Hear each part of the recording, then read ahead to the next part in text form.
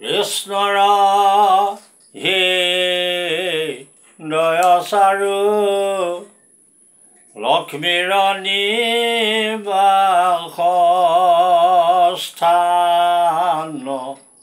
মুখ নয়নৰ পান পাত্ৰ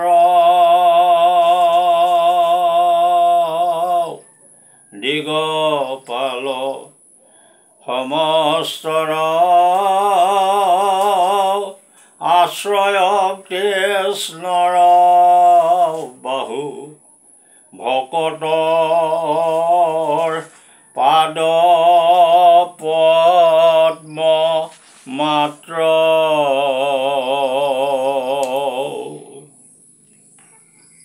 The Bluetooth device is ready to pair.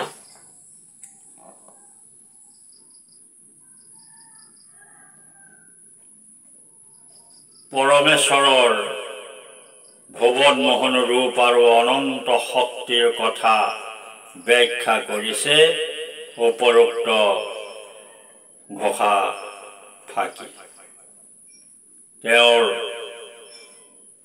Madan Bhuban Mohan যি মোক ঐশ্বৰ্যৰ অধিকাৰী লক্ষ্মী দেৱীৰ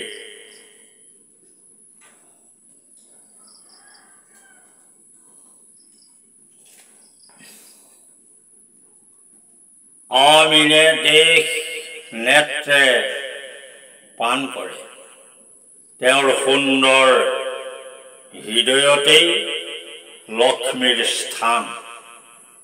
যি লক্ষ্মীৰ প্ৰেমত আপ্লুত হৈ নাৰায়ণ তেওঁৰ সুন্দৰ হৃদয়ৰ বাওঁপাশত স্থান দিছে। ভগৱন্ত পুৰুষৰ হৃদয়ৰ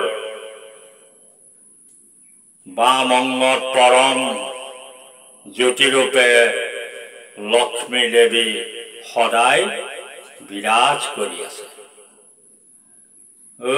হৃদয়ত লক্ষ্মী দিলান্ত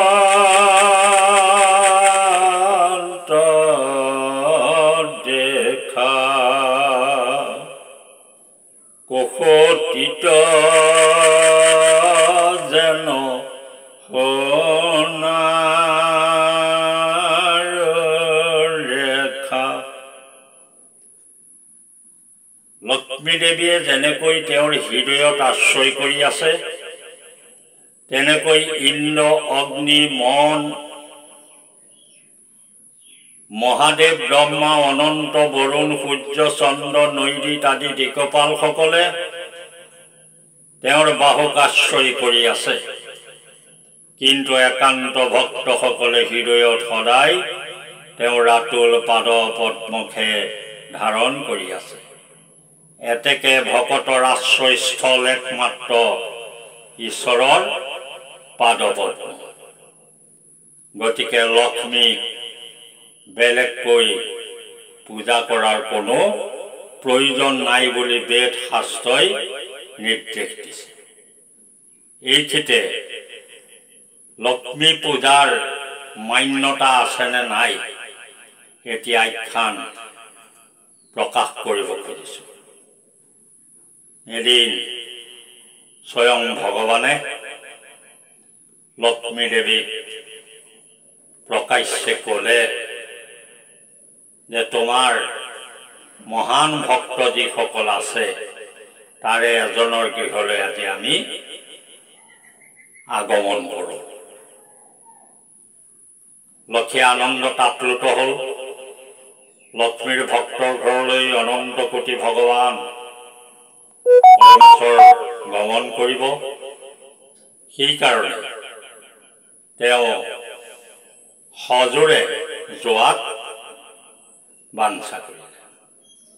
দুয়ো লক্ষ্মীৰ এক নম্বৰৰ ভক্তজনৰ গৃহলৈ গমন কৰিলে। কিছুদূৰ যোৱাৰ পাছত লক্ষ্মী দেৱীক কৃষ্ণই ক'লে, প্ৰিয়ে, আমি যদি এনেকৈ তোমাৰ ভক্তজনৰ গৃহলৈ যাওঁ, এনেও আমাক দেখি আপ্লুত হ'ব আৰু আনন্দ মনেৰে শুশ্ৰূষা কৰিব। গতিকে তুমি আৰু ময়ো বিদ্য ব্ৰাহ্মণৰ ৰূপত প্ৰকাশ পাব লাগে বুলি তেওঁলোকে দুয়োজনেই বিদ্য ব্ৰাহ্মণ আৰু বামুণীৰ ৰূপ ল'লে। ঠিক ৰূপৰ মধ্য সময় হৈছে। অলপ দূৰতেই কৃষ্ণ থাকি লক্ষীক প্ৰৱেশদ্বাৰৰ অনুমতি আনিবৰ কাৰণে পঠাই দিলে। আৰু সেই সদাগৰজনে খাবলৈ বহিছে। লক্ষীয়ে গৈ ক'লে যে মই ভিক্ষাৰী এগৰাকী আহিছোঁ, তোমাৰ মালিকক কোৱাগৈ মোক কিছু দান লাগে। সন্থৰীয়ে ক'লে যে এইটো সময়ত তেওঁ কাকো যোৱাৰ বাধা ৰাখিছে। লক্ষীয়ে খুব জোৰকৈ কোৱা তেওঁ গৈ সদাগৰক ক'লেগৈ যে অতিথি এগৰাকী আহিছে আপোনাক সাক্ষাৎ কৰিবৰ কাৰণে। তেতিয়া লক্ষীৰ প্ৰথম ভক্তজনে খাবলৈ বহা পাতৰ পৰা উঠি খঙত তীক্ষ্ণতৰ হৈ এডাল বেতেৰে লক্ষীক দুচাট মাৰ দিলে। আমাৰ খাই লক্ষী ৰাস্তাৰ পৰাই ঘূৰি আহি কৃষ্ণক ক'বও নোৱাৰা হ'ল, প্ৰকাশো নকৰা হ'ল। অন্যহাতে কৃষ্ণই ছলনা কৰি ক'লে যে প্ৰিয়ে মই আৰু ভোকত থাকিব নোৱাৰিম, মোৰ মৃত্যু অনিবাৰ্য।